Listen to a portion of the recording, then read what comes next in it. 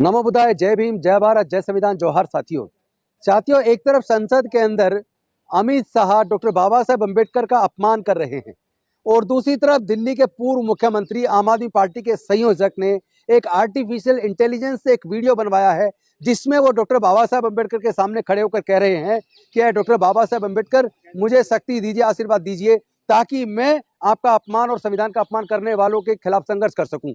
और फिर बाबा साहब उनको आशीर्वाद देते हैं।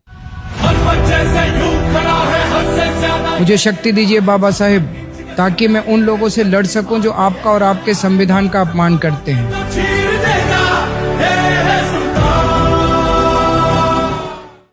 तो ये भी तो डॉक्टर बाबा साहेब अम्बेडकर का अपमान है कि आज से सही लगभग 2 साल पहले 5 अक्टूबर 2022 को जब 12,000 लोगों के साथ मैंने बौद्ध धर्म की दीक्षा ली थी और डॉक्टर बाबा साहेब अम्बेडकर की 22 प्रतिज्ञाएं दोहराई थी और भारतीय जनता पार्टी ने उसको एक बहुत बड़ा मुद्दा बनाया था, एक राजनीतिक मुद्दा बनाया था।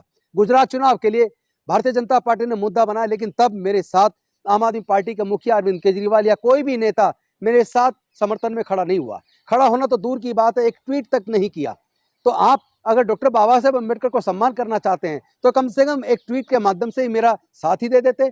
और आज एक फर्जी वीडियो बनाकर कि बाबा साहेब अम्बेडकर मुझे शक्ति दें ताकि मैं लड़ सकूं और आशीर्वाद ले रहे हैं, ये गलत है। दोहरा चरित्र चलेगा नहीं।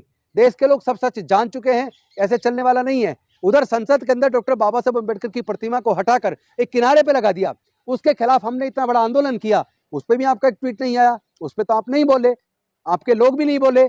इसका मतलब आप डॉक्टर बाबा साहेब अम्बेडकर का दिल से सम्मान नहीं करते हैं। आप शहीद भगत सिंह की भी फोटो लगाते हैं, आप डॉक्टर बाबा साहेब अम्बेडकर जी की भी फोटो लगाते हैं, लेकिन शहीद भगत सिंह जी ने मैं नास्तिक क्यों हूं ये किताब लिखी, क्या कभी आपने पढ़ी है? डॉक्टर बाबा साहेब अम्बेडकर हमेशा संविधान की बात करते थे, सबको न्याय की बात करते थे, समानता की बात करते थे, सबकी स्वतंत्रता की बात, भाईचारे की बात करते थे। डॉक्टर बाबा साहेब अम्बेडकर संविधान को पढ़िए, वो किसी एक धर्म को बढ़ाने की बात नहीं करते, लेकिन आप करते हैं। ये तो दोहरा चरित्र है।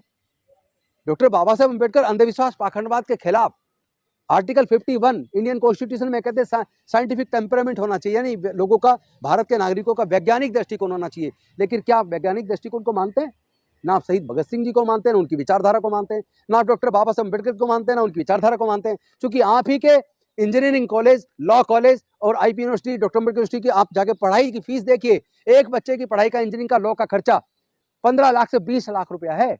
क्या दलित, पिछड़े, आदिवासी, गरीब तो छोड़ो, तमाम जनरल कैटेगरी के भी 75% लोग क्या 15-20 लाख का खर्च करके अपने बच्चों को पढ़ा पाएंगे? क्या उनकी पढ़ाई की व्यवस्था तो कर दो। यही तो मैं आपसे मांगता था कि गरीब बच्चों की पढ़ाई की व्यवस्था कर दो।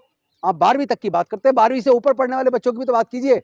आप क्या कोई स्कॉलरशिप 12वीं के बाद के लिए नहीं है, पहली 8वीं तक के लिए नहीं है?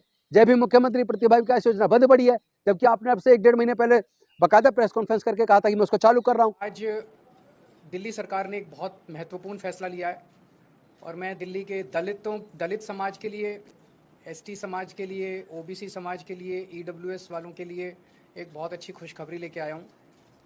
दिल्ली में हमने 2017 में स्कीम चालू की थी, मुख्यमंत्री जय भीम योजना।